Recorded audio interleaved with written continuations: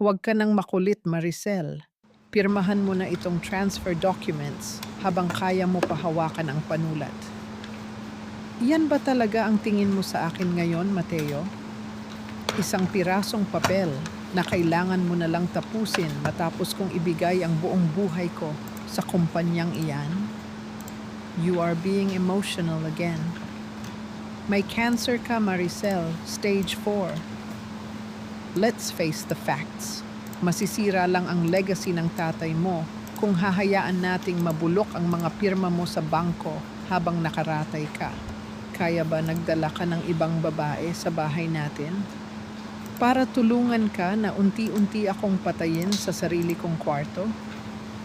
Sanya is a certified private nurse. Intindihin mo naman na kailangan ko ring magtrabaho para sa pag-aaral ni Junjun. Huwag kang makasarili. Makasarili? Ako pa ba ang makasarili sa ating dalawa? Ang bawat salita na lumabas sa bibig ni Mateo ay tila isang malamig na patalim na paulit-ulit na sumasaksak sa nagdurugong puso ni Maricel. Sa loob ng madilim na silid na amoy gamot at kalungkutan, ang tanging natitirang lakas niya ay ang mahigpit na pagkakahawak sa dulo ng kumot.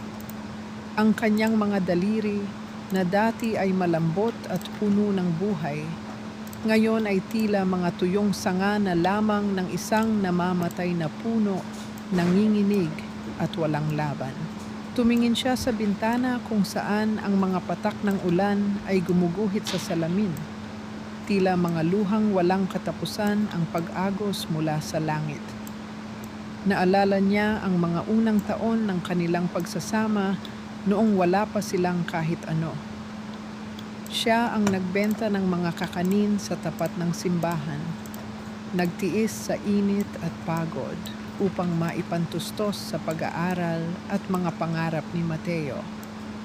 Ang utang na loob na binuo nila sa gitna ng hirap ay madali palang matangay ng agos ng karangyaan at kasakiman. Bumukas ang pinto ng silid ng walang pasabi, at kasabay nito ang pagpasok ng isang halimuyak na hindi kay Maricel.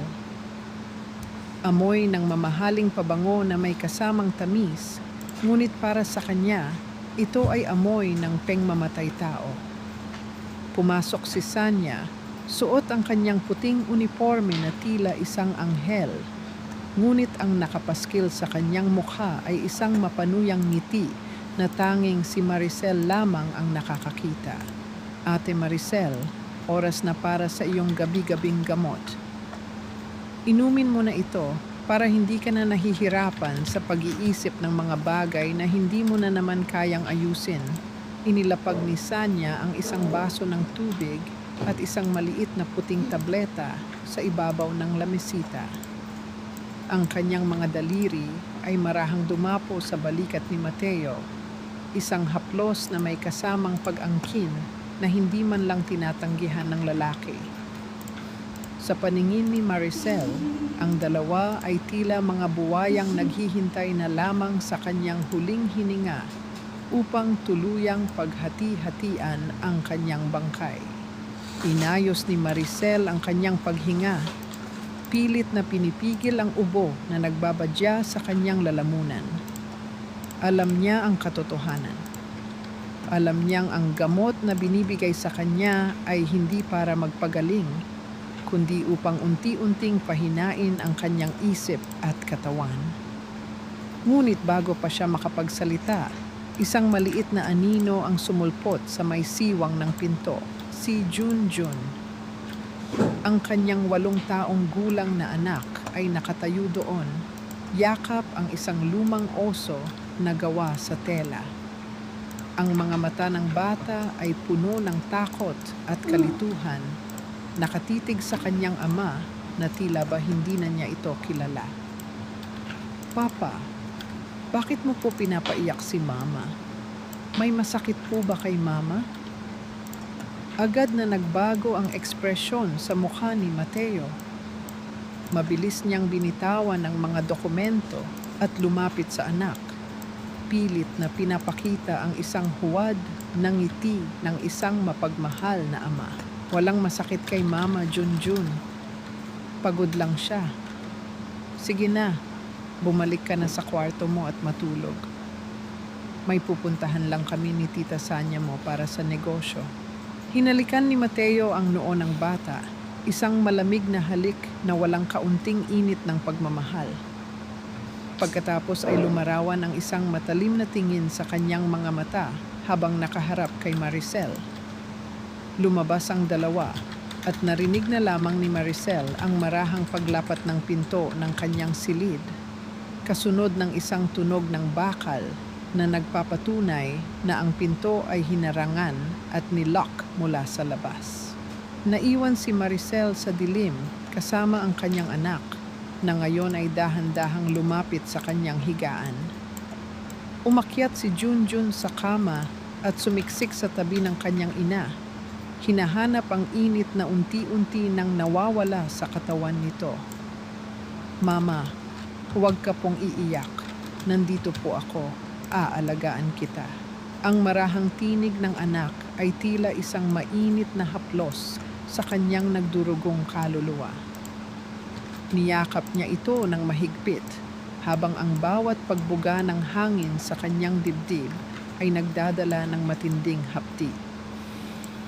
Sa kabilang silid, bago umalis ang kanyang asawa, nakita ni Maricel sa ibabaw ng mesa ang isang sulat na may tatak ng isang kilalang bangko, nakatago sa loob ng isang kilalang green envelope. Ang sobrang iyon na nakita rin ni Junjun, ang may hawak ng susi sa kanilang kaligtasan o sa kanilang tuluyang pagkawasak. Ang amoy ng nilagang saba na paboritong pagkain ni Junjun tuwing umaga, ang unang gumising sa natutulog na diwa ni Maricel. Ngunit ang bango ng saging na niluluto sa kusina ay hindi nagdala ng lunas, kundi isang masakit na paalala na ang kanyang tahanan ay unti-unti nang pinamumunuan ng ibang kamay. Wala na ang kapangyarihan niya bilang ina at asawa sa pamamahay na iyon. Nabalik ang kanyang kamalayan nang marinig niya ang kalasing ng mga hanger at ang marahas na pagbukas ng kanyang aparador. Sa gitna ng kanyang panghihina, pinilit ni Maricel na umupo sa gilid ng kama. Nakita niya si Sanya na abalang nag-iempake ng kanyang mga damit at mga lumang personal na gamit sa loob ng malalaking kahon. May dalawang katulong sa likod nito na tila nag-aalinlangan ngunit walang magawa kundi sumunod. Sanya, ano ang ginagawa mo sa mga gamit ko? Bakit mo pinakikialaman ang mga iyan? Ate Maricel, huwag ka nang mag-stress. Sabi kasi ni Mateo, masyadong maalikabok at malaki ang master bedroom na ito para sa isang pasyenteng tulad mo. Mas makakabuti raw sa baga mo kung doon ka muna sa bodega sa likod. Mas tahimik doon, walang istorbo sa pagpapahinga mo. Bodega? Nilalapastangan mo ba ako sa sarili kong bahay, Sanya? Mateo, pumarito ka.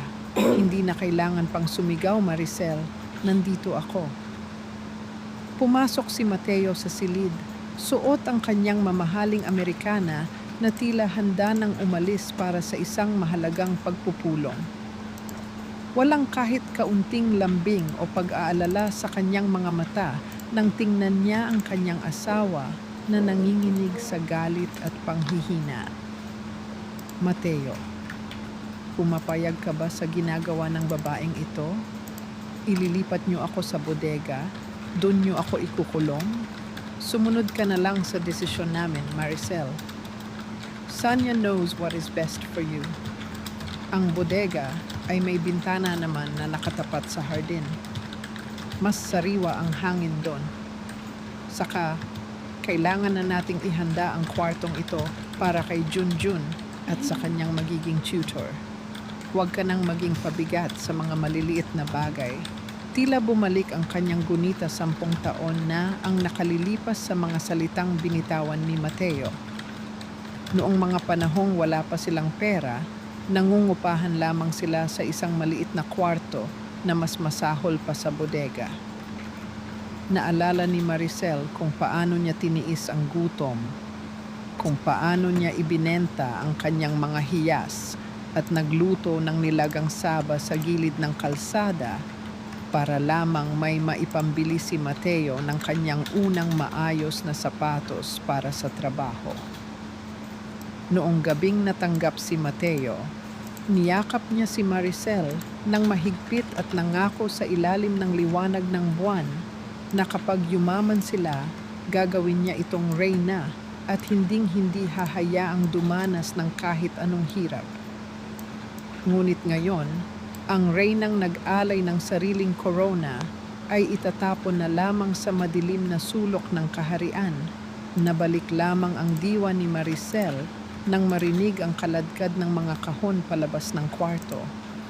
Wala siyang nagawa kundi ang magpatianod. Sa tulong ng isang katulong na may lihim na awa sa kanya, dinala siya sa bodega sa likod ng bahay. Ang silid ay malamig, amoy lumang papel at may iisang maliit na kama lamang sa sulok. Nang sumapit ang hapon, unti-unting pumasok ang lamig ng gabi sa siwang ng sirang bintana. Ang katahimikan ng bodega ay naputol nang marinig ang dahan-dahang pagpihit ng doorknob. Pumasok si Junjun, may dalang maliit na plato na naglalaman ng isang pirasong pandesal at kalahating nilagang saba na halatang itinago niya mula sa hapagkainan. "Mama, kain ka po. Itinago ko po ito para sa iyo. Ayaw po kasi akong payagan ni Tita Sanya na dalhan ka ng pagkain dito.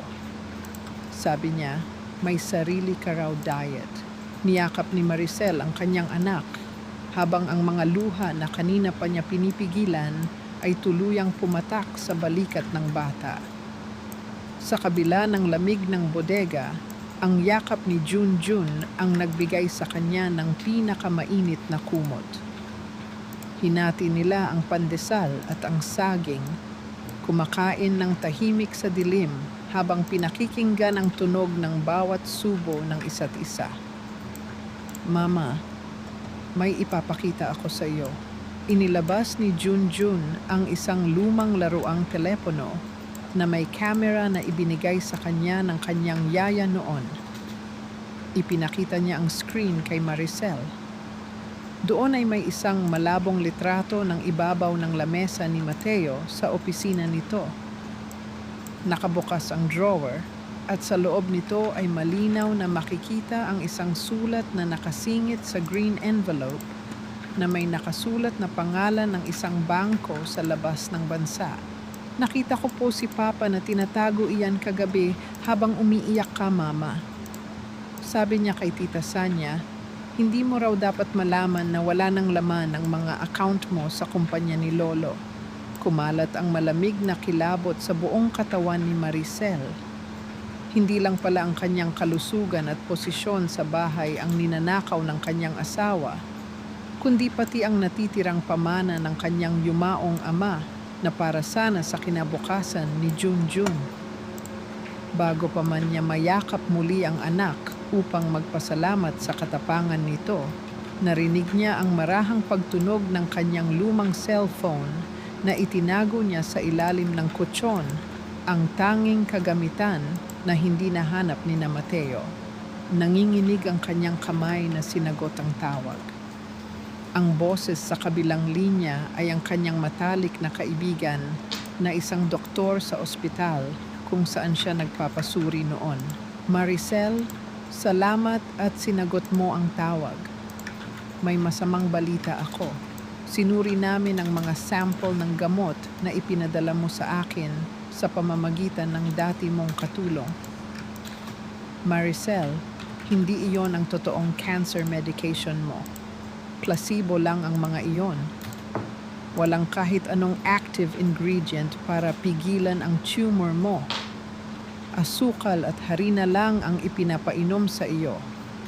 Kung sino man ang nagbibigay sa iyo ng gamot na iyan, sadyang hinahayaan nilang lumala ang sakit mo para mamatay ka ng mas mabilis. Natitigilan si Maricel. Ang kanyang hininga ay tila tuluyang pumanaw sa kanyang dibdib, habang ang telepono ay unti-unting dulas mula sa kanyang nanlalamig na kamay.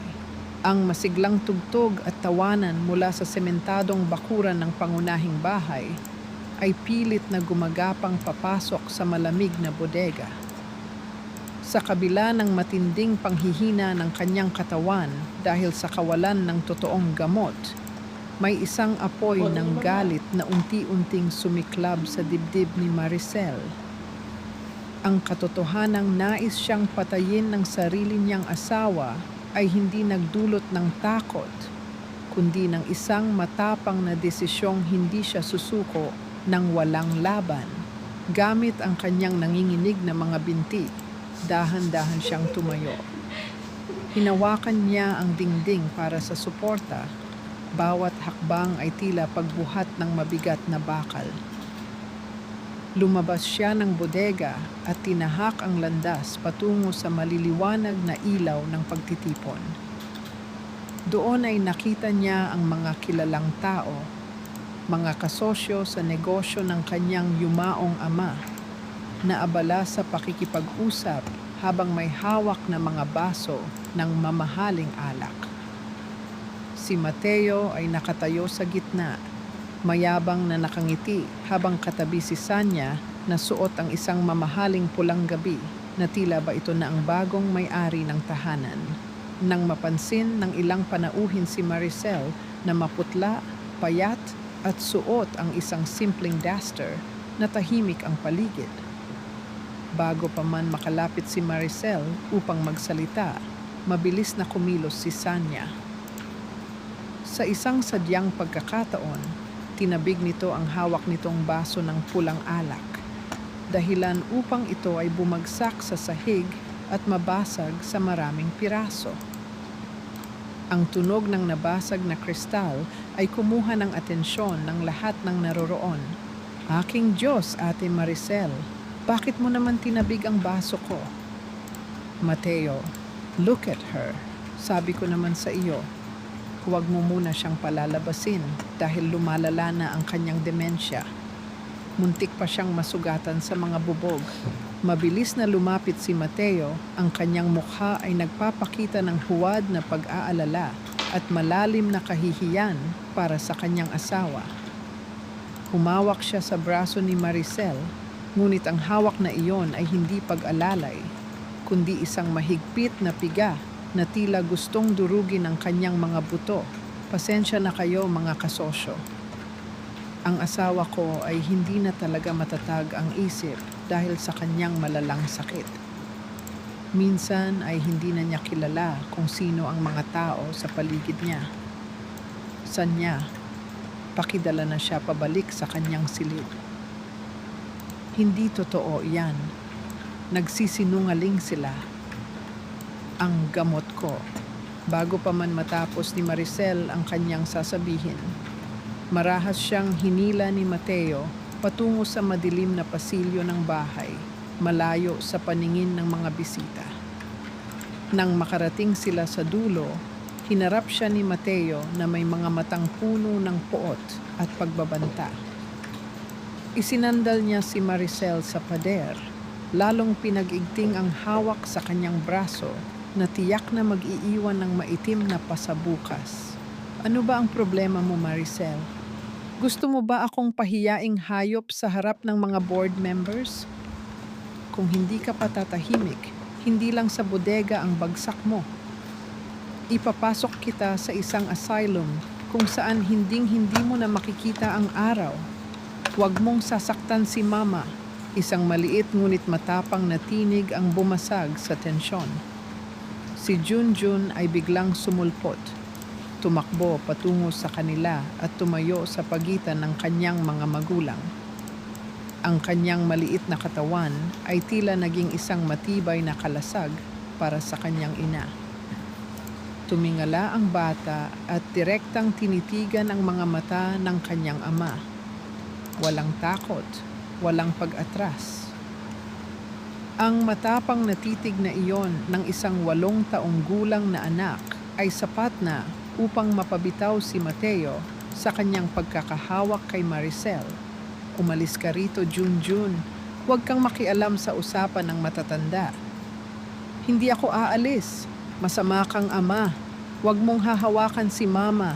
Sa matinding galit, tinalikuran sila ni Mateo upang bumalik sa kanyang mga bisita.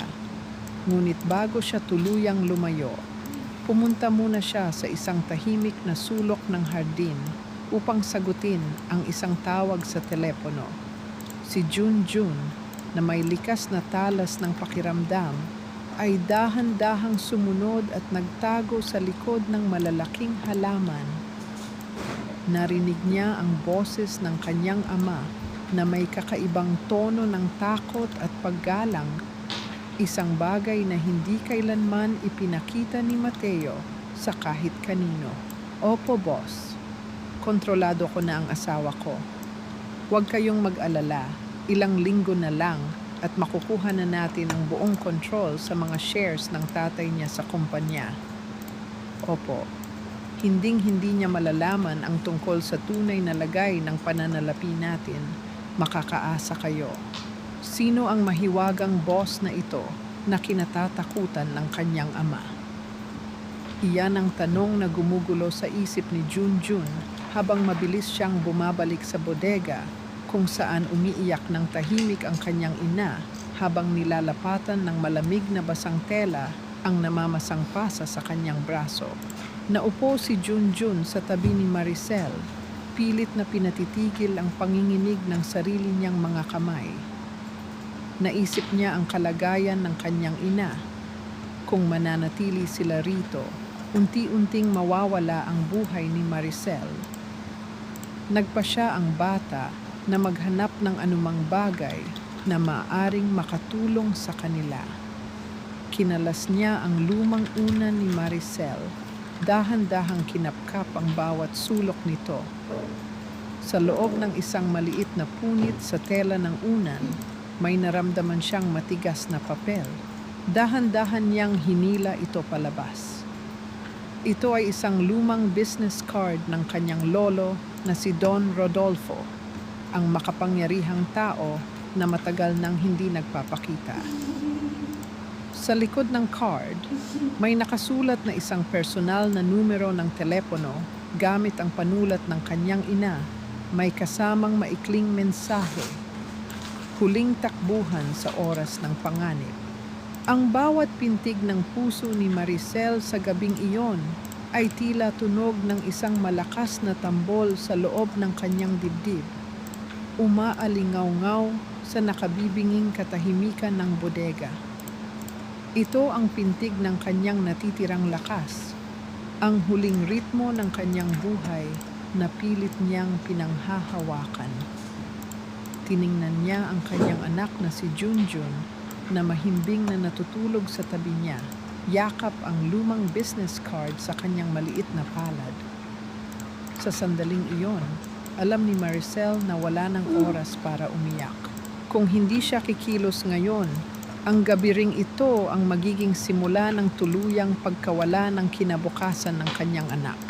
Bago siya lumabas ng silid, dahan-dahang lumuhod si Maricel sa harap ng isang maliit at lumang altar sa sulok ng bodega.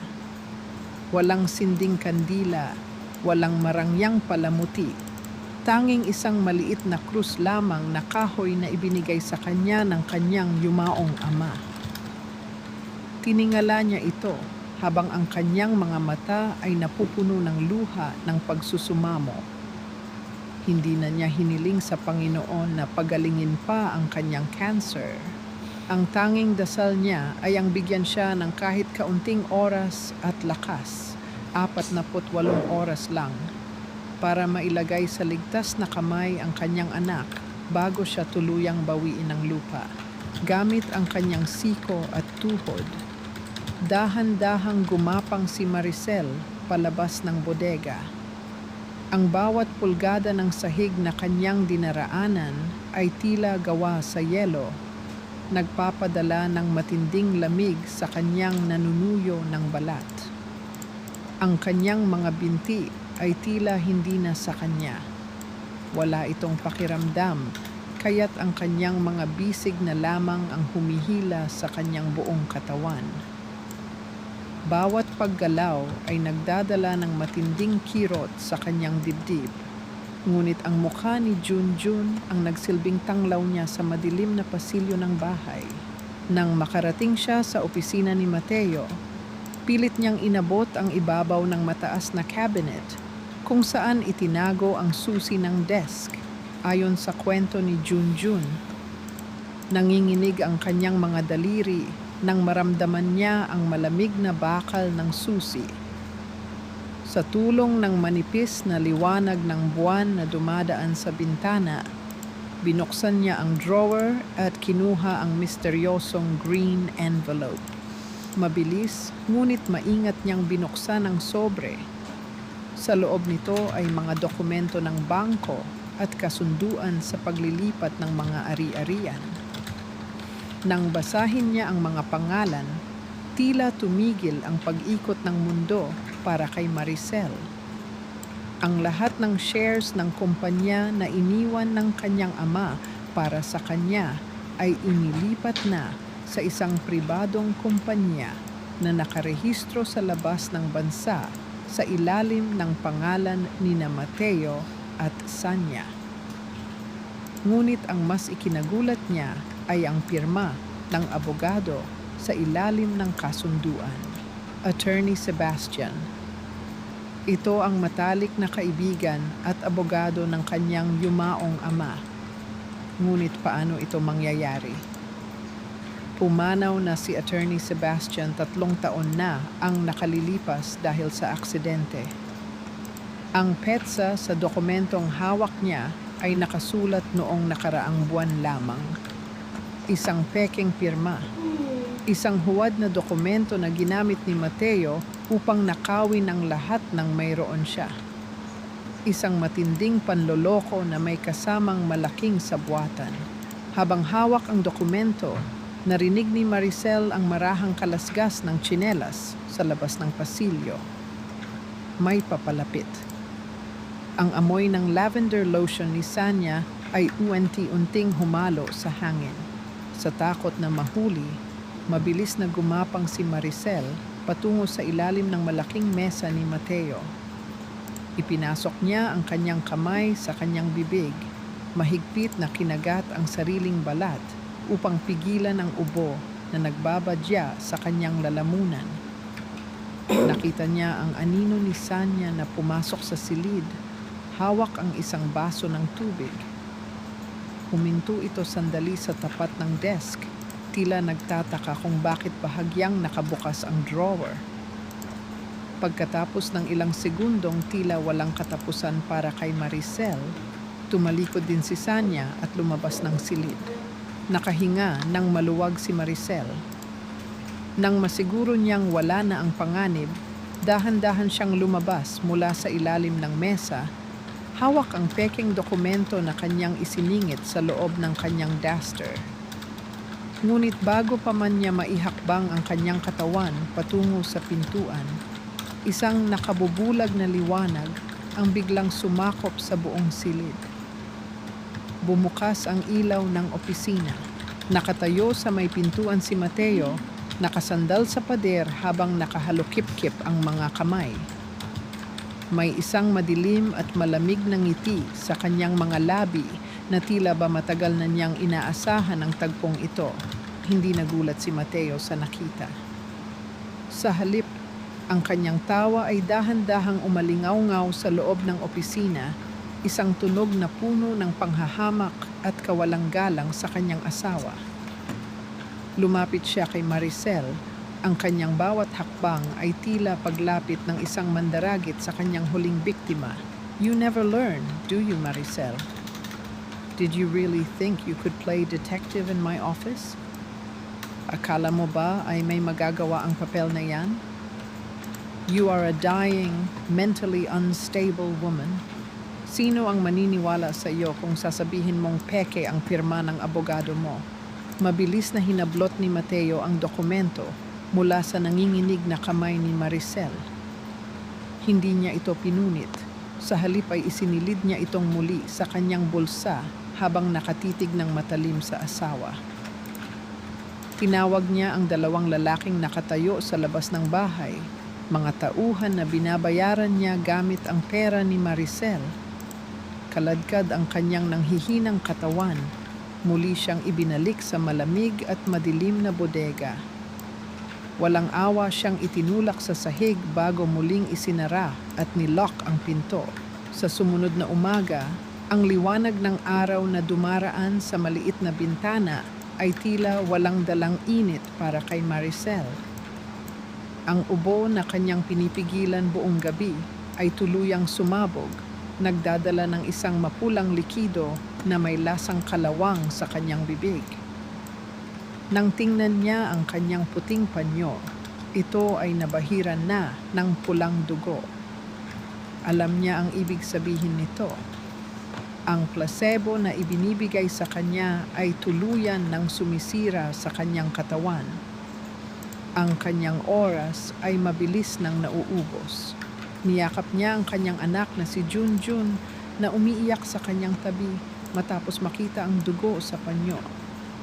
Hinaplos niya ang buhok ng bata, pinipilit na patatagin ang sariling boses. Anak, makinig ka kay mama. Ang oras ko rito ay hindi na ganoon kahaba, pero huwag kang matatakot. Hanggat humihinga si mama, hinding-hindi kita iiwan sa mga kamay ng papa mo. Kailangan nating maging matapang. Tumingin si Maricel sa lumang business card ng kanyang lolo na hawak ni Junjun. Tila lumipad ang kanyang diwa sa mga nagdaang taon, noong siya ay bata pa at matigas ang ulo. Naalala niya ang galit na mukha ni Don Rodolfo nang sabihin niyang pakakasalan niya si Mateo. Sabi ng kanyang lolo noon, Maricel, gagamitin ka lang ng lalaking iyan para sa pera ng pamilya natin. Kung sasama ka sa kanya, huwag ka nang babalik sa mansyong ito. Dahil sa bulag na pag-ibig, tinalikuran ni Maricel ang kanyang sariling dugo. Ngunit ngayon, sa huling yugto ng kanyang buhay, natanto niya kung gaano katama ang kanyang lolo. Sa pagpasok ni Junjun sa paaralan noong umagang iyon, bitbit niya ang isang malaking pasanin sa kanyang maliit na dibdib. Sa oras ng recess, habang ang ibang bata ay masayang naglalaro, palihim siyang lumapit sa lumang payphone na malapit sa gate ng eskwelahan. Nanginginig ang kanyang maliliit na daliri habang pinipindot ang numero na nakasulat sa likod ng card. Ang bawat tunog ng linya ay tila nagpapabilis sa tibok ng kanyang puso nang sa wakas ay may sumagot sa kabilang linya, isang baritono at malamig na boses ng isang matandang lalaki ang narinig ng bata. Hello? Sino ito? Lolo Rodolfo? Ako po si Junjun. Anak po ako ni Maricel. Tulungan niyo po kami ni Mama. Pinapatay po siya ni Papa. Wala po siyang totoong gamot. Ikinulong po kami sa bodega. Lolo, please. Bago pa man makasagot ang matandang lalaki sa kabilang linya, narinig ni Junjun ang boses ng guard ng paaralan na tinatawag ang kanyang pangalan. Sa takot, mabilis niyang ibinaba ang hawakan ng telepono at tumakbo pabalik sa kanyang silid-aralan, umaasang narinig ng kanyang lolo ang kanyang pagsusumamo. Nang hapon na iyon, habang naglalakad si Junjun sa gilid ng kalsada pauwi mula sa paaralan, ang kanyang isip ay puno ng pag-asa na sana ay may dumating na tulong. Ngunit ang kanyang pag-iisip ay naputol nang marinig niya ang mabagal na paggulong ng mga gulong sa likod niya. Isang malaking itim na sasakyan na may madidilim na salamin ang dahan-dahang huminto Sa tapat mismo ng kanyang daraanan, hinaharangan ang kanyang lakad. Bumaba ang salamin ng kotse sa likod, ngunit bago pa man makita ni Junjun kung sino ang nasa loob, bumukas ang pinto ng sasakyan. Ang pinto ng itim na sasakyan ay bumukas ng malawak at mula sa loob ay lumitaw ang malamig na mukha ni Sanya kasama ang isa sa mga trusted driver ni Mateo. Hindi na hinayaan ng mga ito na makahuma si Junjun. Mabilis siyang hinawakan sa bisig at kalahating binuhat patungo sa loob ng sasakyan. Walang nagawa ang bata kundi ang mapaiyak habang ang sasakyan ay mabilis na humaharurot pabalik sa kanilang bahay. Pagdating sa bahay, sinalubong sila ni Mateo na may mukhang tila bagyong nagbababadya ng matinding pinsala. Marahas niyang inagaw ang bag ni Junjun at ibinuhos ang lahat ng laman nito sa sahig ng sala. Doon ay gumulong ang maliit at lumang laruang telepono na may camera na ginamit ng bata upang kunan ng litrato ang green envelope. Nang makita ito ni Mateo, walang alinlangan niyang itinapak ang kanyang mabigat na sapatos sa laruan. Narinig ang pagkaipit at pagkapiraso ng plastic at maliliit na pyesa sa ilalim ng kanyang paa hanggang sa ito ay maging ganap na basura. Tiningnan niya si Junjun nang may halong galit at panlilinlang. Sino ang tinatawagan mo, Junjun? Bakit ka ba nakikialam sa mga bagay na hindi mo maintindihan? We are doing everything to keep this family together. At ikaw naman ay gumagawa ng mga kwento. Sinong tinatawagan mo sa labas ng school? Hindi sumagot si Junjun. Nanatili siyang nakatitig sa kanyang ama. Ang kanyang maliliit na kamao ay nakakuyom ng mahigpit habang ang mga luha ng galit ay dumadaloy sa kanyang mga pisngi. Ang kanyang pananahimik ay lalong nagpainit sa ulo ni Mateo. Mula ngayon, wala ka nang lalabasan. Sanya, bantayan mo ang batang iyan. At si Maricel. Siguraduhin mong hindi siya makakagawa ng anumang ingay. Ikinulong si Maricel ng mas mahigpit sa loob ng bodega. Nilagyan ni Mateo ng karagdagang harang na kahoy ang pinto upang hinding-hindi ito mabuksan mula sa loob. Sa tapat ng maliit na bintana, hinawakan ni Maricel ang malamig na bakal ng rehas. Ang lamig ng bakal sa bintana ay tila gumapang patungo sa kanyang mga buto, nagpapasariwa sa pakiramdam ng isang bilanggo na unti-unti nang pinapatay sa gutom at kawalan ng pag-asa. Pumasok si Sanya sa bodega, dala ang isang tray ng pagkain. Nang ilapag niya ito sa sahig, nakita ni Maricel ang panis na kanin at tirang ulam na mayroon ng kaunting amoy ng pagkabulok. Ate Maricel, pasensya ka na ah. Ang mahal kasi ng bilihin ngayon, kailangang magtipid ng kumpanya. Kainin mo na ito bago pa lang gamin. Huwag ka nang maarte, may sakit ka lang naman, hindi ka na prinsesa rito. Tiningnan ni Maricel si Sanya nang may buong dignidad sa kanyang mga mata, hindi man lamang sinulyapan ng pagkain. Ang kanyang pananahimik ay isang malakas na sampal sa mukha ng kabit na umaasang makikita siyang nagmamakaawa. Samantala, sa ikalawang palapag ng bahay, ikinulong din si Junjun sa kanyang sariling silid. Ngunit ang pagmamahal ng bata sa kanyang ina ay mas malakas kaysa sa anumang takot. Nang sumapit ang malalim na gabi at natutulog na ang lahat, dahan-dahang lumapit si Junjun sa bintana ng kanyang kwarto. Naalala niya ang malaking sanga ng puno ng mangga na nakatapat malapit sa kanyang balkonahe. Gamit ang kanyang maliit na katawan at ang natitirang lakas, dahan-dahan siyang lumabas at kumapit sa sanga ng puno. Sa kabila ng panganib na mahulog, unti-unti siyang bumaba hanggang sa marating ang damuhan.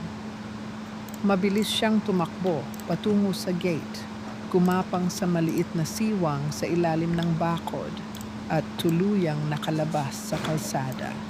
Ang gabi ay madilim at nagsisimula ng pumatak ang malamig na ulan. Walang dalang kahit ano si Junjun kundi ang kanyang suot na manipis na t-shirt at ang alaala ng address ni Lolo Rodolfo na nakasulat sa card na kanyang na-memorize. Mabilis siyang tumakbo sa gilid ng malaking highway, nanginginig sa lamig at pagod, habang ang bawat sasakyan ay mabilis na dumaraan sa kanyang tabi. Sa kanyang pagmamadali at sa dulas ng basang kalsada dahil sa ulan, hindi napansin ni Junjun ang isang malaking bato sa kanyang tapat. Nadapa ang bata at bago pa man siya makatayo, isang nakabubulag na liwanag mula sa malalaking headlight ng isang dambuhalang truck ang biglang sumakop sa kanyang buong paningin. Narinig ang matalim na tunog ng mga gulong na kumakapit sa basang aspalto habang ang truck ay mabilis na sumusubok na huminto.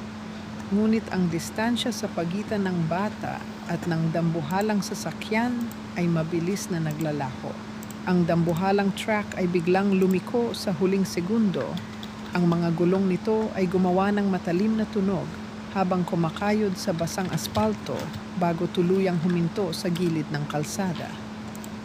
Sa lakas ng hangin at sa dulas ng daan, si Junjun ay naitapon sa madamong bahagi ng gilid ng highway. Gasgas ang kanyang mga siko at tuhod, putikan ang kanyang buong katawan, ngunit ang kanyang puso ay nanatiling buo. Sa kabila ng sakit at pangingitig ng kanyang buong katawan, pinilit niyang tumayo at magpatuloy sa pagtakbo sa ilalim ng lumalakas na ulan. Lumipas ang ilang oras ng walang katapusang paglalakad. Ang gutom, pagod, at lamig ay tila unti-unti nang nagpapapikit sa mga mata ng bata, ngunit patuloy niyang binibigkas sa kanyang isip ang address na kanyang na-memorize. Nang sumapit ang madaling araw, narating din niya sa wakas ang isang marangyang subdivision. Sa dulo ng kalsada ay nakatayo ang isang dambuhalang mansyon na may mataas na gintong gate, ang tahanan ng makapangyarihang si Don Rodolfo. Nang lumapit si Junjun sa gate, agad siyang hinarang ng 2 armadong gwardya. Tiningnan nila ang bata mula ulo hanggang paa nang may matinding pandidiri sa kanilang mga mata. Sa kanilang paningin, ang batang basa ng ulan, puno ng putik at nanginginig sa lamig ay isa lamang batang yagit na naghahanap ng limos. Hoy bata, umalis ka nga rito. Bawal ang palaboy sa tapat ng mansyon. Umalis ka bago kita ipahuli sa mga pulis. Kuya, please po. Kailangan ko pong makita si Lolo Rodolfo. Ako po ang apo niya. Si Mama po. Si Maricel. Mamatay na po siya. Huwag mo kaming lokohin, bata. Walang apo si Don Rodolfo na mukhang pulubi. Umalis ka na habang nagtitimpi pa kami. Itinulak ng isang gwardya si Junjun, kaya't muli siyang napaupo sa basang semento. Sa sandaling iyon, dahan-dahang bumukas ang malaking gintong gate at isang mamahaling itim na sasakyan ang lumabas. Sa takot na mawalan ng pagkakataon, mabilis na tumayo si Junjun at tumakbo sa tapat mismo ng dambuhalang headlight ng sasakyan. Huminto ang kotse sa isang biglaang preno. Bumukas ang pinto sa likod ng sasakyan at lumabas ang isang matandang lalaki na may hawak na payong. Suot nito ang isang mamahaling Amerikana, may tuwid na tindig, at may mukhang puno ng awtoridad. Si Don Rodolfo. Sino ang batang ito? Bakit niyo hinahayaang humarang sa sasakyan ko? Lolo Rodolfo. Ako po ang apo niyo, si Junjun po. Nang marinig ng matanda ang pangalang iyon, Tila may isang malakas na kuryenteng gumising sa kanyang matagal nang natutulog na damunin. Tumingin siya ng matagal sa mukha ng bata. Nakikita ang mga mata ng kanyang anak na si Maricel sa maliliit na mata ni Junjun. Ipinakita ni Junjun ang kanyang maliit na palad. Doon ay nakapatong ang isang pilak na singsing na may disenyong pampamilya. Ang singsing na ibinigay ni Maricel sa kanya bago siya tumakas. "Lolo, binigay po ito ni Mama." Sabi niya, "Ikaw lang po ang makakatulong sa amin." "Si Papa po." "Kinulong kami." "Binibigyan si Mama ng maling gamot." "Lolo, please." Sa kabila ng kanyang karangyaan at ng kanyang mamahaling kasuotan, si Don Rodolfo ay lumuhod sa basang semento, binalewala ang putik at ulan. Mahigpit niyang niyakap ang kanyang apo na ngayon lamang niya nakita at naramdaman. Ang yakap na iyon ay puno ng pagsisisi, pagmamahal at matagal ng pangungulila. Ipinasok si Junjun sa loob ng marangyang mansyon. Doon ay sinalubong siya ng mabangong amoy ng mainit na kape, pine tree at mamahaling kahoy ng mahogany. Ang marangyang amoy na ito ng mansyon ay ibang-iba sa amoy ng amag, gamot at kalungkutan sa loob ng bodega kung saan nakakulong ang kanyang ina. Habang pinatutuyo si Junjun ng mga katulong, ipinakita ng bata ang singsing kay Don Rodolfo. Sa ilalim ng maliit na bato ng singsing ay may isang lihim na compartment.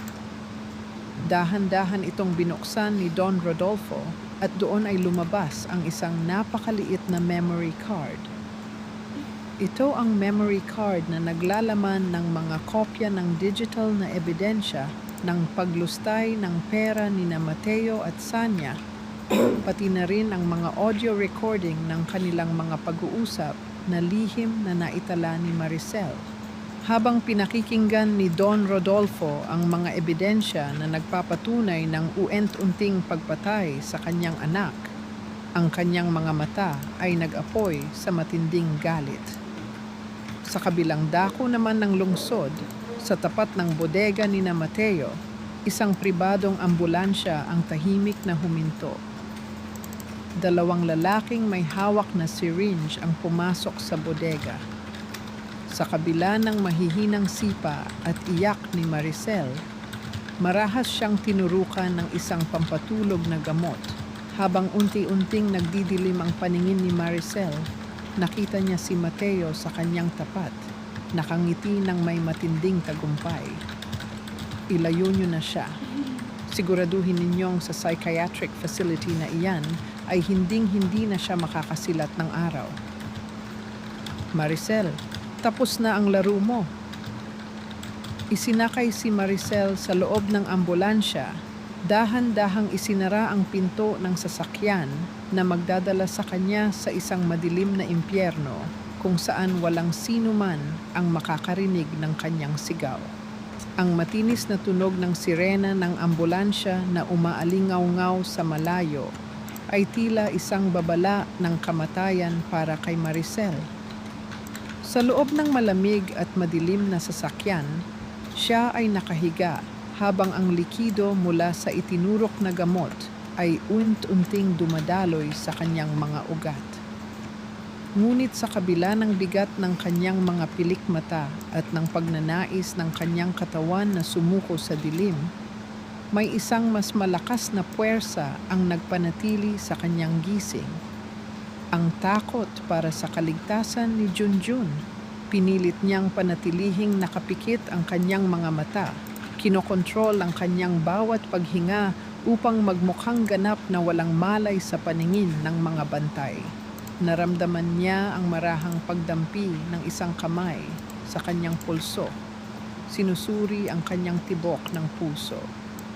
Dahan-dahang imulat ni Maricel ang kanyang mga mata at nakita ang mukha ng nurse na nag-aasikaso sa kanya. Nanlaki ang mga mata ng nurse Ngunit bago pa man ito makasigaw, mabilis na nakilala ni Maricel ang kanyang mukha sa ilalim ng suot nitong maskara. Si Maria. Siya ang nakababatang kapatid ng kanyang matalik na kaibigan noong bata pa sila, na dating nagtatrabaho sa ospital ng pamilya ni Maricel bago ito ipasara at ibenta ni Mateo. Ate Maricel, gising ka? Huwag kang gagawa ng ingay, nakikiusap ako.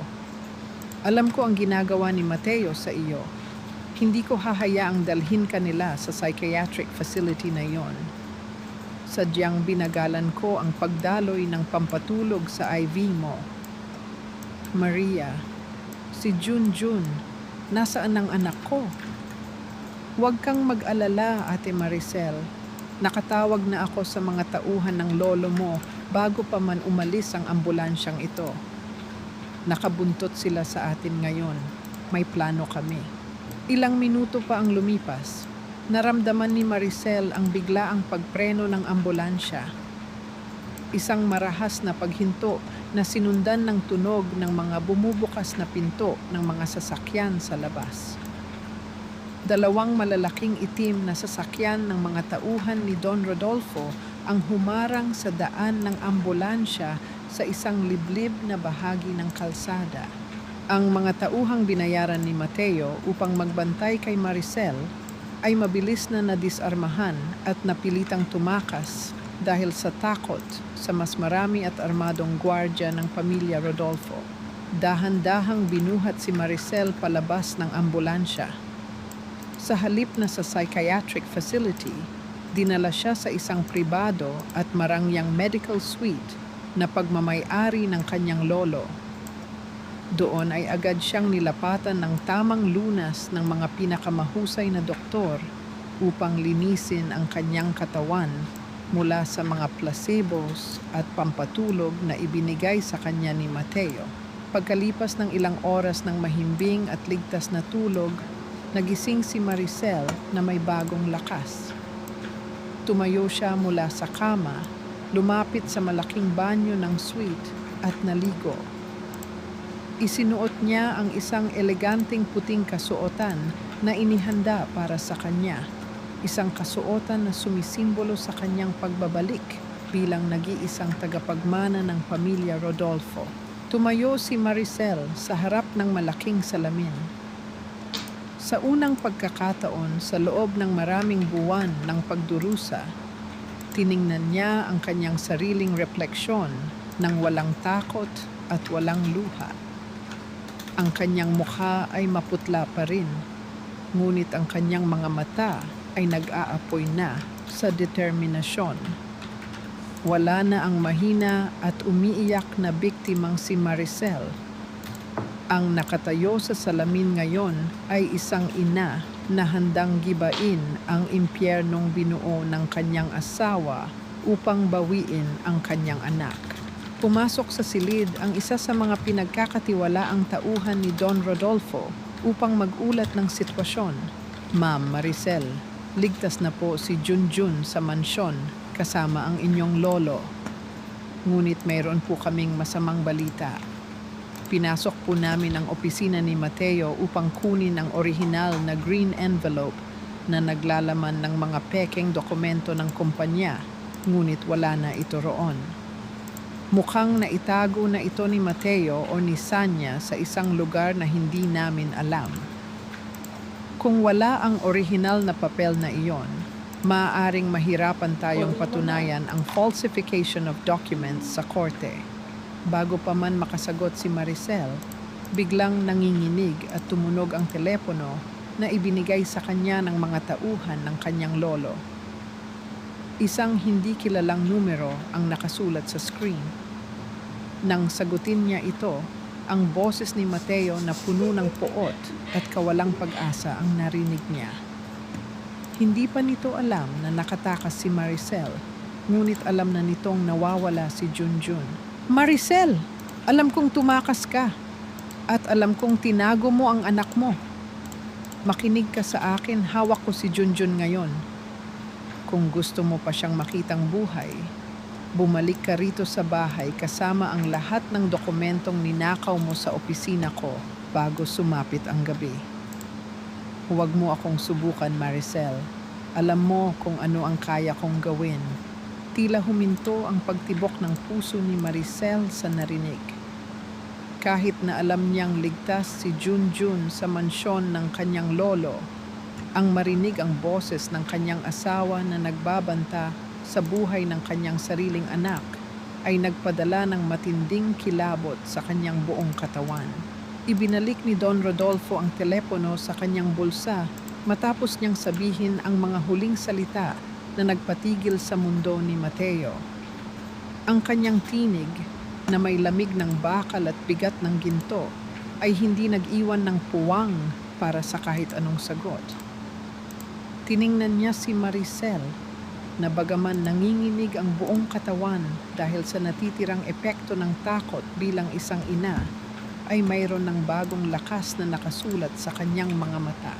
Sa loob ng kanilang lumang bahay, abala si Sanya sa pagliligpit ng mga alahas at bundles ng pera sa loob ng isang malaking bag. Si Mateo naman ay hindi mapakali, pabalik-balik sa paglakad sa sala habang pinupunasan ang pawis sa kanyang noo. Kampante pa rin si Mateo na dahil sa kanyang banta, susunod si Maricel sa kanyang kagustuhan. Naniniwala siyang hawak pa rin niya ang alas sa larong ito. Ngunit ang katahimikan ng gabi na puno ng tensyon ay biglang nabalot ng isang malalim at nagkakaisang tunog ng mga makina ng sasakyan mula sa labas. Walang maingay na sirena, walang hiyawan, tanging ang dahan-dahang paghinto lamang ng 4 na malalaking itim na SUV na humarang sa buong tapat ng kanilang gate. Ang mga tauhan ni Mateo na nagbabantay sa labas ay hindi man lamang nakakilos nang makita ang sagisag ng pamilya Rodolfo sa harap ng mga sasakyan. Bumukas ang pinto ng pinakamalaking sasakyan. Unang bumaba si Don Rodolfo, hawak ang kanyang baston na may hawakang pilak. At sa kanyang tabi, may suot na malinis na damit at may hawak na maliit na laruan ay si Junjun. Ligtas, malusog, at walang kahit anong galos. Kasunod nilang bumaba si Maricel. Suot ang kanyang eleganteng puting kasuotan, tila ba lumabas ang isang reyna mula sa madilim na piitan. Ang bawat hakbang niya sa sementadong driveway ay may kasamang dignidad na matagal nang ninakaw sa kanya. Nang makita ni Junjun ang kanyang ina, binitawan niya ang kamay ng kanyang lolo. Sa kabila ng mabigat na atmosfera sa paligid, tumakbo ang bata ng buong bilis patungo kay Maricel. Lumuhod si Maricel sa malamig na semento, binaliwala ang dumi, at sinalubong ang kanyang anak ng isang mahigpit at matagal na yakap. Ito ang sandali ng kanilang muling pagkabuo. Isang tagpong puno ng luha ng kagalakan na tila ba naging hudyat ng pagtatapos ng kanilang mahabang bagyo. Mabilis na lumabas ng bahay sina Mateo at Sanya na halos malaglag ang mga panga sa kanilang nakikita. Tumingin si Mateo kay Junjun, pagkatapos ay kay Maricel at tuluyang gumuho ang kanyang binuong kasinungalingan. Maricel, darling, makinig ka. Isang malaking pagkakamali lang ito. Sanya forced me to do all of this. Siya ang nagplano ng lahat. Pinagbantaan niya ako na iiwan niya ako kung hindi ko gagawin ito sa iyo. Please, Maricel, pamilya tayo. Huwag mo nang dumiha ang pangalan ng pamilya sa harap ng apo ko, Mateo. Humarap si Don Rodolfo kay Mateo. Ang kanyang bawat salita ay tila pagbasa ng hatol sa isang kriminal. Inilabas ng kanyang abogado ang isang tablet na nagpapakita ng lahat ng transaksyon ng kumpanya at ang peking pirma ni Attorney Sebastian na nakasulat sa green envelope. Akala mo ba ay napakatalino mo na, Mateo? Bago pa man makarating ang apo ko sa mansyon ko upang ibigay ang memory card, may isang hindi kilalang tao na ang nagpadala sa akin ng kopya ng lahat ng orihinal na dokumento mula sa kumpanya mo. May nagpadala ng buong listahan ng mga accounts mo sa labas ng bansa. Natigilan si Mateo. Tumingin siya kay Sanya at si Sanya naman ay tumingin sa kanya ng may halong pagkabigla at takot. Sino ang nagkanulo sa kanila? May isang malalim na lihim sa likod ng pagpapadala ng mga dokumentong iyon kay Don Rodolfo na hindi pa rin nabubunyag sa gabing iyon. Nagtatagis ang mga bagang ni Sanya nang ma-realize niyang tapos na ang lahat. Ang karangyaan, ang pera, ang kapangyarihang pinangarap niya ay maglalaho na sa loob ng isang malamig na rehas ng bilangguan. Sa tindi ng kanyang desperasyon at galit, mabilis niyang binuksan ang kanyang bag at inilabas ang isang maliit na pilak na baril. Mabilis na nagtaas ng kanilang mga sandata ang mga gwardya ni Don Rodolfo, ngunit bago pa man sila makalapit, itinutok na ni Sanya ang baril ng direkta sa dibdib ni Maricel na noon ay yakap pa rin si Junjun sa kanyang kandungan. Ang kanyang daliri ay nanginginig sa ibabaw ng trigger habang ang kanyang mga mata ay nanlilisik sa galit. Walang lalapit. Kung babagsak ako, hinding-hindi ko hahayaang maging masaya ka, Maricel. Sasama ka sa akin sa impyerno ngayon din. Ang panginginig ng mga kamay ni Sanya habang nakatutok ang baril kay Maricel ay nagpakita ng kanyang lumalalang kawalan ng sarili sa gitna ng takot at desperasyon. Ngunit bago pa man niya maidiin ang kanyang daliri sa trigger, mabilis at walang babalang kumilos ang pinuno ng mga gwardya ni Don Rodolfo. Sa isang mabilis na galaw mula sa gilid na hindi napansin ni Sanya, hinawakan nito ang kanyang pulso at marahas na iniikot ang kanyang kamay pataas. Isang matalim na daing ng sakit ang lumabas mula kay Sanya nang pilitin siya ng gwardya na bitawan ang baril. Gumulong ang pilak na armas sa damuhan habang ang dalawa pang tauhan ay mabilis na dumagan sa kanyang katawan upang siya ay tuluyang mapigilan sa sahig. Nang makita ni Mateo na wala ng laban ang kanyang kabit at nang magtagpo ang kanilang mga mata ni Don Rodolfo, tuluyan nang nawala ang kanyang natitirang tapang. Ang kanyang mga tuhod ay nanghina at siya ay bumagsak sa semento. Kumapang siya patungo sa paanan ni Maricel. Pilit na hinahawakan ang dulo ng duster nito habang ang kanyang mukha ay basang-basa ng luha ng matinding takot. Maricel, patawarin mo ako. Si Sanya ang bumili ng mga huwad na gamot sa labas ng bansa.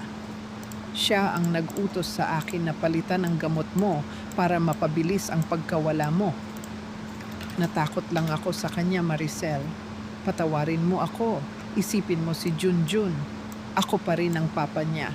Tiningnan ni Maricel ang kanyang asawa na nakaluhod sa kanyang harapan. Walang kahit anong galit sa kanyang mga mata. Ang tanging natitira sa kanyang puso nang makita ang lalaking minahal niya ng buong buhay ay isang malalim at malamig na awa. Isang pagkaawa sa isang taong nagbenta ng kanyang sariling kaluluwa at pamilya para lamang sa pansamantalang karangyaan at kasakiman. Sa gitna ng kanyang pagmamakaawa, dumating ang dalawang sasakyan ng mga pulis na kanina pa tinawagan ng abogado ni Don Rodolfo. Ang asul at pulang liwanag mula sa mga sasakyan ay nagpinta ng kakaibang anino sa mga dingding ng lumang bahay. Mabilis na lumapit ang mga alagad ng batas at itinayo si Mateo mula sa kanyang pagkakaluhod. Narinig ang tunog ng malamig na metal ng posas na nagsasara sa mga pulso ni na Mateo at Sanya. Ang bawat pag-lock ng bakal ay tila ba naging formal na pagtatapos ng mahabang gabi ng pagdurusa para kay Maricel.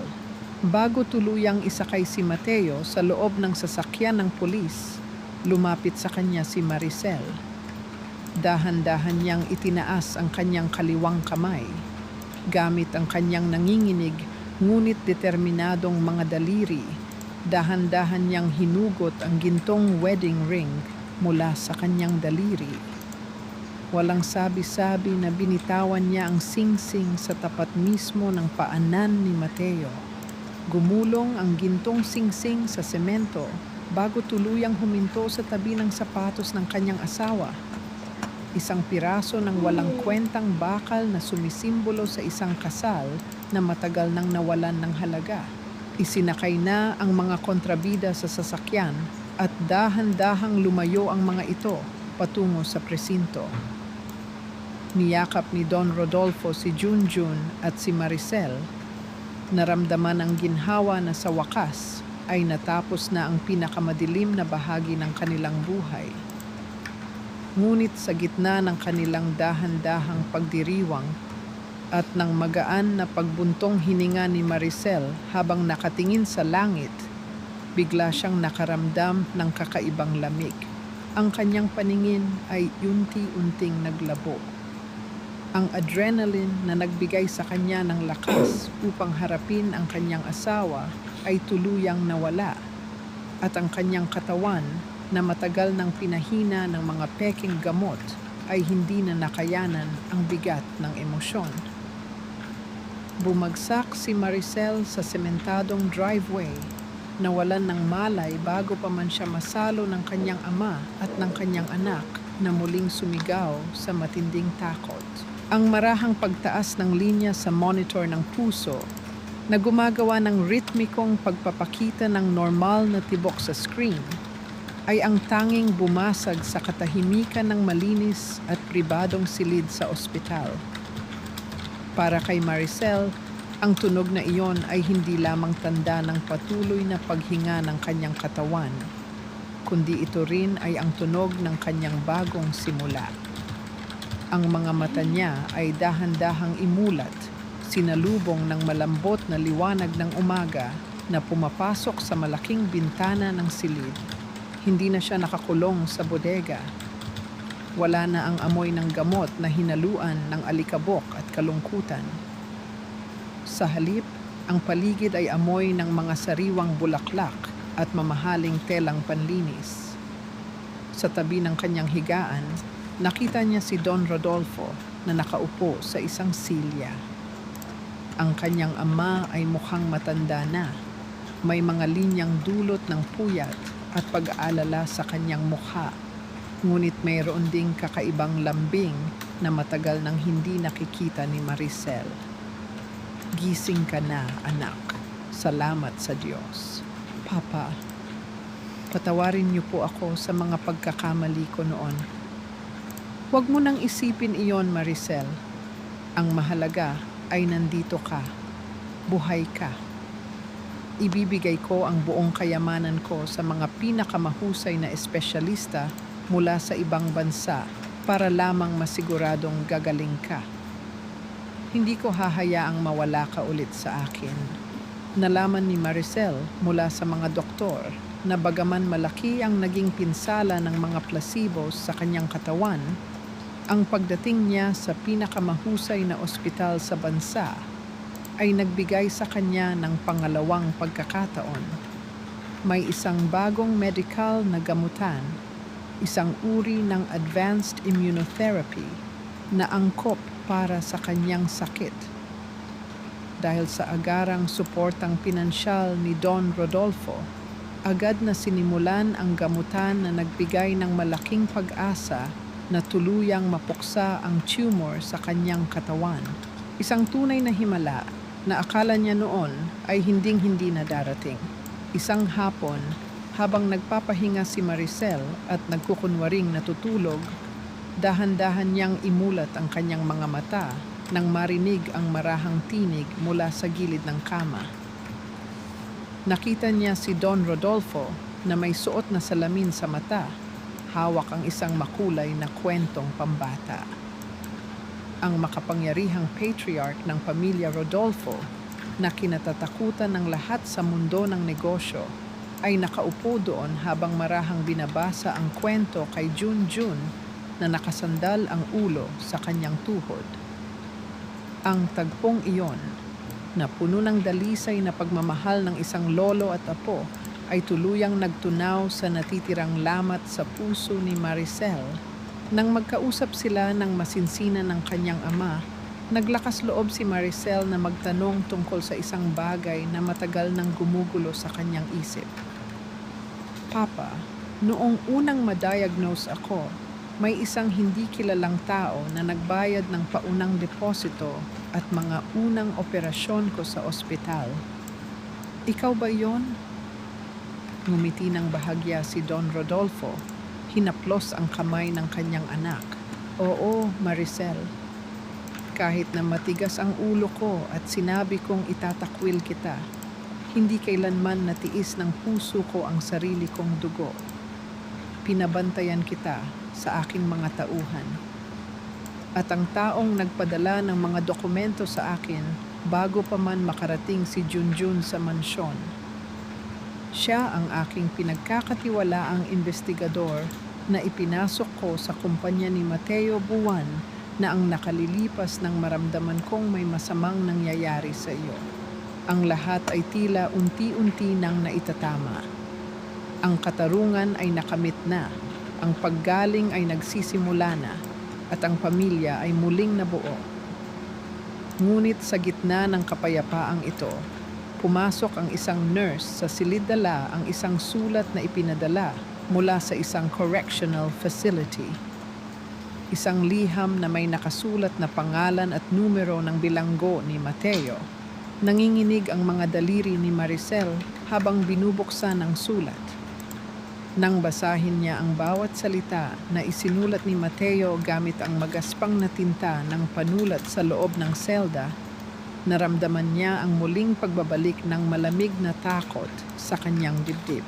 Maricel, akala mo ba ay nanalo ka na?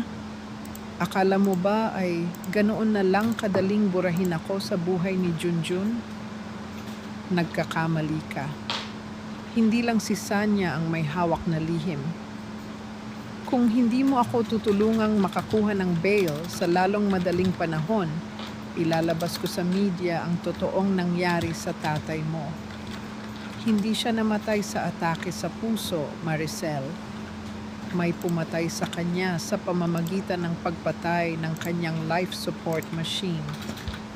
At hawak ko ang recording ng gabing iyon. Napabitaw si Maricel sa sulat. Ang kanyang hininga ay muling naging mabigat habang ang kanyang mga mata ay nanlaki sa matinding gulat at bagong uri ng pangamba. Isang mas malalim at mas madilim na katotohanan ang muling nagbabadya na sumira sa kanilang bagong binuong kapayapaan. Ang masiglang awit ng mga ibon sa umaga na nagmumula sa mga mayayabong na puno sa hardin ay dahan-dahang gumising kay Maricel.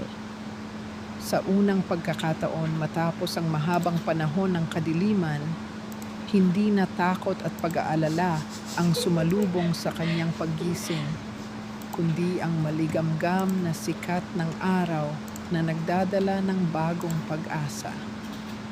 Hawak pa rin niya ang liham mula kay Mateo, ngunit ang panginginig ng kanyang puso ay napalitan na ng isang matatag na kapayapaan. Ipinakita ni Maricel ang sulat kay Don Rodolfo. Ang kanyang lolo, sa halip na magpakita ng takot, ay marahang ngumiti at hinawakan ang kanyang kamay. Ipinaliwanag nito na ang orihinal na green envelope na naglalaman ng mga tunay na dokumento pati na rin ang recorder na binabanggit ni Mateo ay nahanap na ng mga pulis sa loob ng isang lihim na vault sa opisina ni Sanya. Ang tangka ni Mateo na gamitin ang kamatayan ng kanyang ama upang makalaya ay naging sarili nitong bitag. Ang ebidensyang iyon mismo ang gagamitin ng korte upang sampahan si Mateo ng kasong murder na magpapanatili sa kanya sa loob ng kulungan habang buhay nang walang karapatang magpiyansa. Sa wakas, ang hustisya para sa kanyang yumaong ama ay ganap ng nakamit. Lumipas ang mga linggo at ang kalusugan ni Maricel ay unti-unting bumalik. Sa tulong ng tamang gamot at ng pagmamahal ng kanyang pamilya, ang kanyang katawan ay nagpakita ng kahangahangang paggaling. Hindi na siya ang babaeng nakaratay. Ang kanyang mga pisngi ay muling nagkaroon ng kulay at ang kanyang bawat hakbang ay puno na ng sigla. Upang ipagdiwang ang kanyang paggaling at ang ikasyam na kaarawan ni Junjun, nagdaos sila ng isang simpleng pagtitipon sa malawak na hardin ng mansyon. Walang marangyang dekorasyon, walang maraming bisita, tanging sila-sila lamang na magkakasama sa ilalim ng lilim ng mga puno. Habang pinapanood ni Maricel si Junjun na masayang naglalaro kasama ang mga katulong, lumapit sa kanya si Don Rodolfo. "Maricel, anak, patawarin mo ako. Kung hindi ako naging masyadong matigas at mapagmataas noon, hindi ka sana dumanas ng ganoong katinding hirap sa kamay ng lalaking iyan. Ako ang dapat sisihin sa mga taon na nawala sa atin." "Lolo, huwag niyo pong sabihin yan. Ang nakaraan ay tapos na. Ang mahalaga ay nandito tayo ngayon, magkakasama. Ang pagpapatawad ay hindi para sa kanila, kundi para sa sarili nating kapayapaan. Pinatunayan niyo po na ang pag-ibig niyo ay mas malakas kaysa sa anumang galit." Sa hapon ding iyon, dinala ng abogado ng pamilya ang huling testamento na ipinahanda ni Maricel. Sa dokumentong iyon, opisyal niyang inilipat ang lahat ng kanyang mana at mga shares sa kumpanya sa isang trust fund na nakapangalan kay Junjun na pamamahalaan ng kanyang lolo hanggang sa sumapit ang bata sa tamang edad. Ngunit may isang lihim na bahagi ang testamento na siya lamang at ang kanyang lolo ang nakakaalam. Ang pagtatayo ng isang pundasyon na magbibigay ng libreng gamot at proteksyon para sa mga inang nakakaranas ng pang-aabuso at sakit. Isang pamana ng pag-asa na binuo mula sa kanyang sariling pagdurusa. Pagkatapos ng pirmahan, naglakad si Maricel sa hardin kasama si Junjun. Nilanghap niya ang sariwang hangin na may kasamang amoy ng mga basang dahon matapos ang isang mabilis na ambon.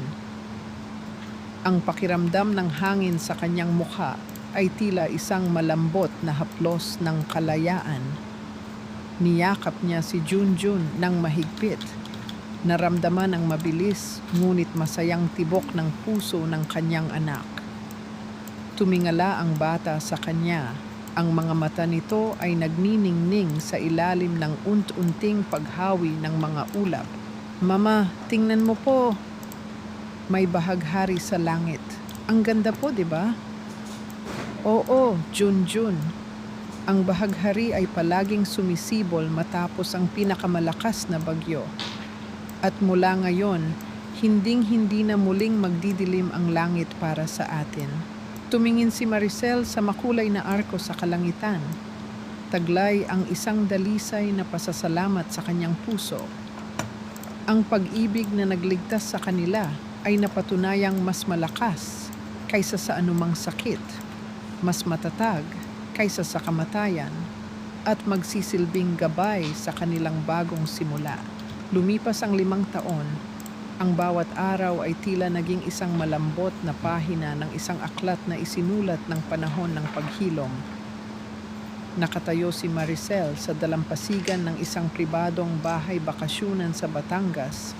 Pinapanood ang marahang paghampas ng mga alon sa pampang na lumilikha ng tila isang oyayi ng kalikasan. Ang maligamgam na hangin na may amoy ng asin at kalayaan ay nagdala ng matinding katahimikan sa kanyang buong pagkatao. Ang kanyang buhok ay hinahawi ng hangin at ang kanyang mukha ay puno na ng kalusugan, sigla at kapayapaan. Sa hindi kalayuan, nakita niya si Junjun na ngayon ay 14 na taong gulang na. Ang kanyang anak ay lumaking matangkad, may matapang na tindig, ngunit mayroon ding banayad na mga mata na tila ba nakuha sa kanyang ina. Katabi nito si Don Rodolfo, na bagaman may edad na at gumagamit na ng baston, ay may malawak na ngiti habang tinuturuan ang kanyang apo sa pamamalakad ng kanilang bagong proyekto sa kumpanya. Naging matagumpay ang pundasyong itinayo ni Maricel, ang aruga ni Maricel, na nagbigay ng kanlungan at libreng gamot sa daan-daang mga inang nakaranas ng karahasan at sakit. Sa pamamagitan ng kanyang sariling pagdurusa, nagawa niyang maging isang tanglaw ng pag-asa para sa iba. Bago sumapit ang hapon, tiningnan ni Maricel ang kanyang sariling mga kamay na wala ng kahit anong bakas ng pasa o panginginig. Naalala niya ang kanyang huling pagbisita sa correctional facility noong nakaraang taon. Nakita niya si Mateo sa likod ng makapal na salamin, suot ang kulay kahel na uniforme ng bilanggo, mukhang matanda, pagod, at tuluyan ng iniwan ng lahat ng kanyang binuong pangarap. Si Sanya naman ay nahaharap din sa mahabang taon ng pagkakakulong sa hiwalay na pasilidad. Sa sandaling iyon, hindi puot ang naramdaman ni Maricel, kundi isang malalim na pagpapalaya. Mateo, pinatatawad na kita. Hindi dahil karapat-dapat ka sa aking patawad, kundi dahil karapat-dapat ang puso ko at ang buhay ng aking anak sa isang buong kapayapaan. Ang galit ay isang lason na hindi ko nahahayaang sumira sa amin. Ang pagpapatawad na iyon ay hindi nangangahulugan ng pagbabalik sa nakaraan, kundi ito ay ang ganap na pagputol ng huling tanikala na nag-uugnay sa kanya sa kanyang madilim na kahapon. Sa kanyang pagpapatawad, tuluyan niyang nakuha ang pinakamalaking regalo ng buhay, ang tunay na binyen o kapayapaan ng isip.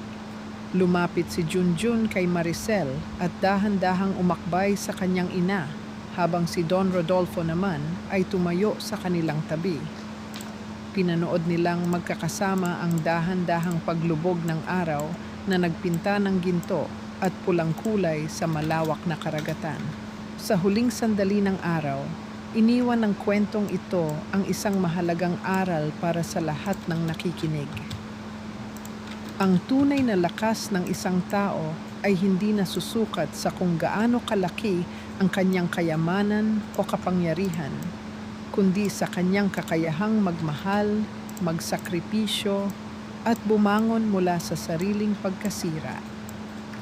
Ang kasakiman at panloloko ay maaring magdala ng pansamantalang tagumpay, ngunit ang katotohanan, katarungan, at dalisay na pag-ibig ay palaging makakahanap ng daan upang magwagi sa huli. Niyakap ni Maricel ang kanyang ama at ang kanyang anak. Taglay ang isang malalim na paniniwala na ang kanilang buhay ay hindi na muling mababalot ng anino dahil ang kanilang puso ay tuluyan ng nakasumpong ng liwanag.